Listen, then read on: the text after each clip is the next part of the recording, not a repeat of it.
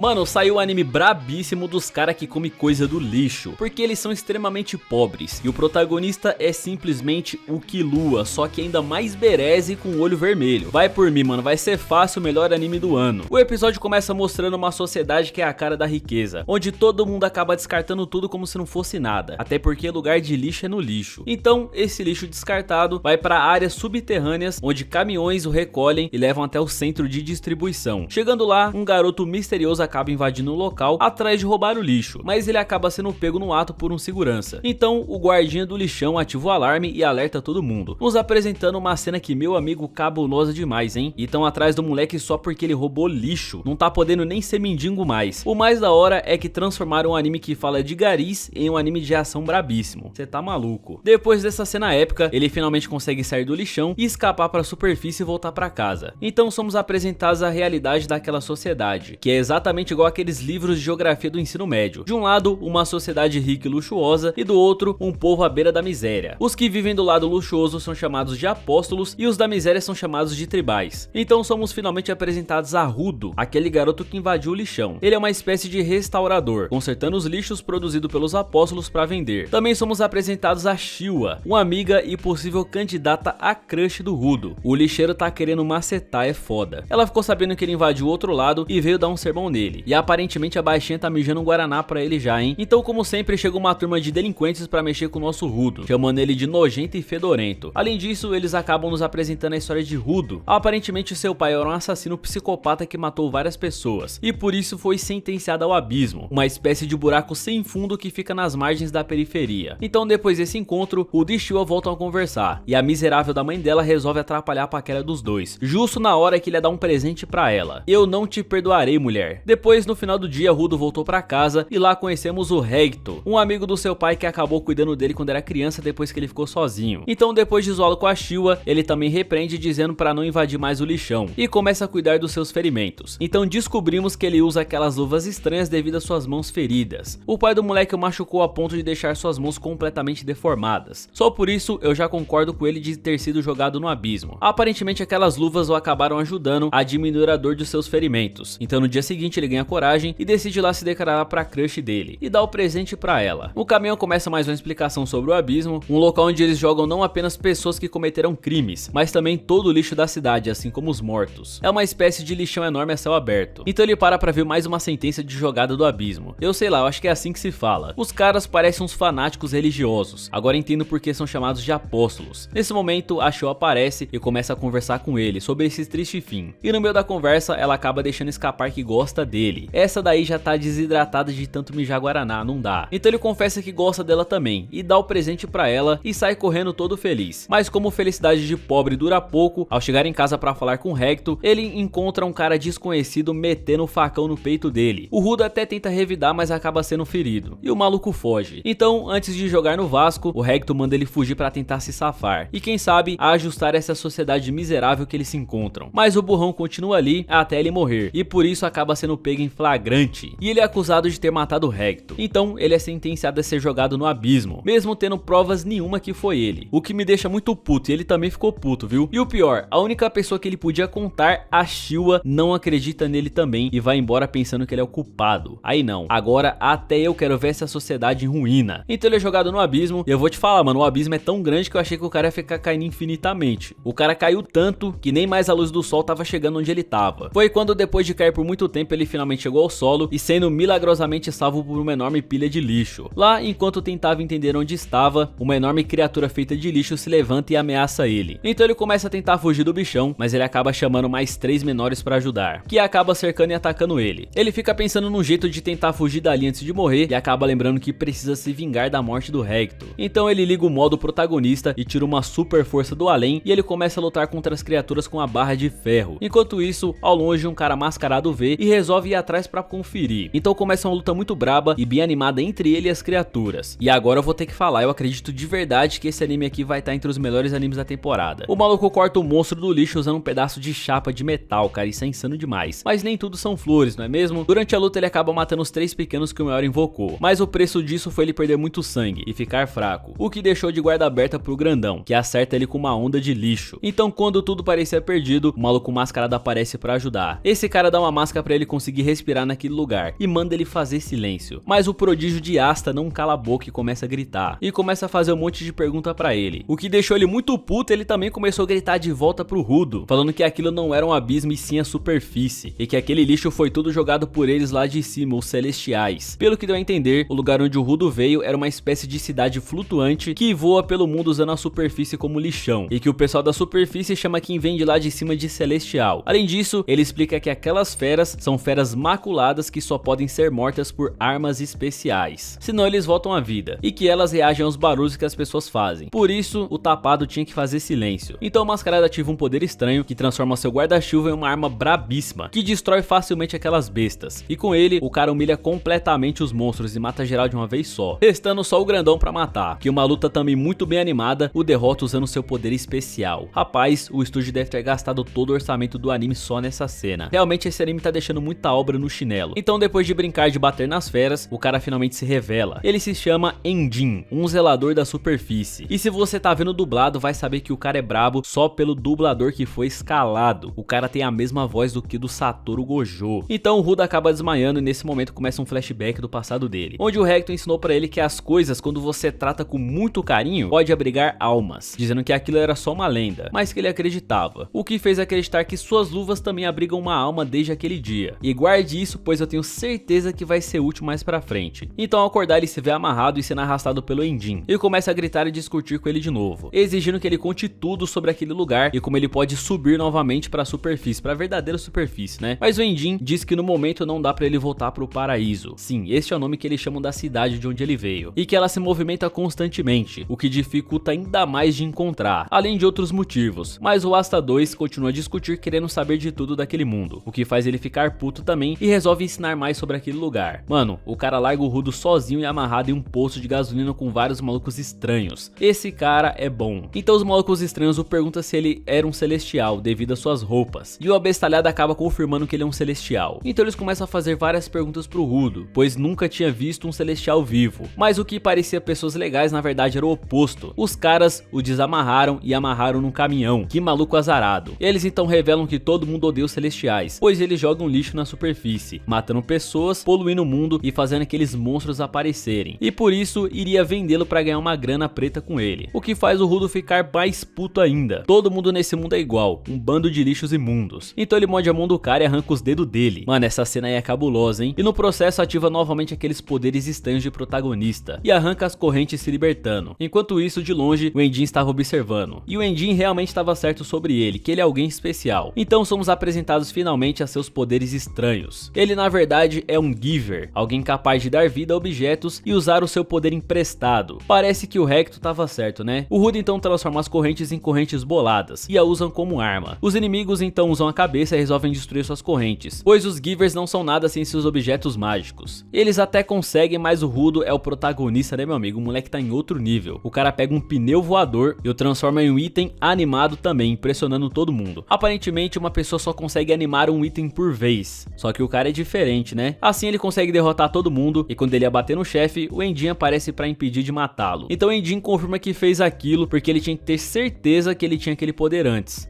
de acolher o moleque, né? Se ele não tivesse aquele poder, ele que se lasque, e que agora vai contar tudo que ele quer saber sobre seus poderes, mas em troca ele precisa se juntar a eles e virar um zelador também. Então o Endin levou pra uma cidade próxima para receber cuidados médicos, e sim, esse médico na verdade é uma linda mulher. Por essa você não esperava, né? E enquanto esse show de beleza contra a vontade do Rudo, o Endin tava ligando pra outro zelador, para deixar o menino sobre seus cuidados. O famoso treinador de novato, tá ligado, né? Rudo como sempre fica puto porque só quer informações e meter o pé dali, mas ele cai na real quando o Endin explica que se ele ficar sozinho, vão acabar descobrindo que ele é um celestial e ele vai tá fudido. Não tem jeito, mano. O destino dele vai ser seguir esses caras e virar um zelador. Então o Endin leva pra comer e explica melhor sobre a superfície. Ele fala que além do lixo, as emoções também se acumulam e dependendo da quantidade, se condensam formando energia bruta, o que dá vida àquelas feras imaculadas. Além disso, essa mesma energia pode ser acumulada em objetos e dar vida a eles, como seu tio tinha falado antes. Esses itens com anima acumulado recebem o nome de formando os utensílios personalíssimos. Meio pai o nome, mas vamos nessa. Esse poder dos utensílios são os únicos capazes de atingir o animal das feras e as matarem, e apenas um Giver como eles podem extrair um poder dos utensílios. Então ele continua dizendo que os zeladores são um grupo de Givers que protegem a superfície dessas feras, e que eles precisam de mais zeladores porque um Giver bom Japão é bem raro. E também fala que não faz ideia de como ele pode voltar para a cidade flutuante, mas o seu chefe deve ter alguma informação sobre isso. O maluco vai ter que virar um zelador, não tem jeito. Ah, ele também nos dá uma óbvia informação que as luvas do Rudo são itens personalíssimos. Depois dessas 4 horas de aula, ele finalmente recebe a ligação do outro zelador e vai vir para treinar o moleque. Então ele dá dinheiro pro Rudo comprar algumas roupas porque ele vendeu as dele. Sim, ele vendeu quase tudo do moleque para poder pagar as contas dele. E vai se encontrar com o zelador lá. Mas o burrão do Rudo deixa o money na mesa e um gato acaba roubando ele. Então na perseguição mais aleatória que eu já vi, eles barrem o maluco e roubam o pau dele para pegar o gato. Foi quando ele conheceu seu treinador. É, meu amigo, o cara já começa roubando o pau do cara assim antes de chamar para sair. Então o cara ficou putão com o Rudo, pois o pau era na verdade o utensílio dele. Então usando seus poderes ele parte para cima do Rudo. Então somos apresentados ao Zanka, um zelador da equipe Akuta, o treinador do Rudo. E depois de resolver esse mal entendido, eles se desculpam e se apresentam formalmente. Mas a calmaria só durou por alguns minutos, pois o Rudo estava tentando ser amigável e estava tentando sorrir para ele de uma forma muito bizarra. Então o maluco ficou com uma cara de que foi atropelado por um caminhão, o que levou o Zanka a ficar puto de novo, pensando que ele tava de zoação com a cara dele. A moral, o maluco ficou parecendo o cão chupando manga sorrindo. Então mais uma vez eles partem pra cima, dessa vez o Rudo também usa seus poderes, o que deixa o Zanka mais puto, pois o poder do Rudo é animar e fazer qualquer item que ele toque virar um utensílio personalíssimo também. Ou seja, pra ele, aquele merdinha só estava ali por causa de talento. Eles começam a brigar, e até nessa briguinha besta, mano, as cenas foram fodas pra caramba, muito bem animados, os cara gastou dinheiro com força aqui. Mas felicidade de pobre dura pouco, né? Logo o Zanka cai na real e percebeu que o item que o Rudo está usando como utensílios é um desentupidor de privada, cheio de merda, quebrando completamente o clímax da luta. Daí pra frente você já deve imaginar, foi o Zanka fugindo do Rudo e tava sacudindo um desentupidor pela cidade, espalhando merda pra todo lado, aí o bagulho ficou louco, né? Até que finalmente ele acerta e o Zanka fica todo cagado. Eu não vou mentir, essa cena foi bizarra e hilária ao mesmo tempo. Eu não esperava desse tipo de anime, o autor me surpreendeu. Então Edin chega e vê a cena, o que faz ele ficar a viagem toda rindo igual uma hiena. E eu não vou mentir, eu fiquei dando risada junto com ele, mano, porque a cena realmente é muito boa. Então na conversa, somos apresentados a outro zelador, o Ryo, uma mulher que estava no porta-malas esperando eles. E eu vou te falar, meu parceiro, era dentro demais, hein, cê tá maluco. Ela então começa a brincar com o cabelo do Rudo e faz o moleque ficar igual o pinto no lixo, todo animadinho. Já é cedo pra chipar? Eu não sei não, hein. Tem que compensar aquela mina FDP lá, tá ligado, né? Então Edin começa a levar todo mundo pro quartel general, pro Rudo ser oficializado e começar o seu treinamento, além de conhecer a galera, né? E meu parceiro, esse daqui foi o resumo dos 3 primeiros episódios aí de Gachakuta. Esse anime aí tá muito brabo, muito legal. Falo pra você, mano, assiste essa parada aí que você vai curtir. Esse daqui vai ser o anime do ano, hein? Se você curtiu o vídeo, deixa aquele like brabíssimo pra fortalecer. Não esquece de se inscrever pra acompanhar os próximos vídeos aí, fechou? O vídeo vai ficando por aqui, mano. Falou e até a próxima.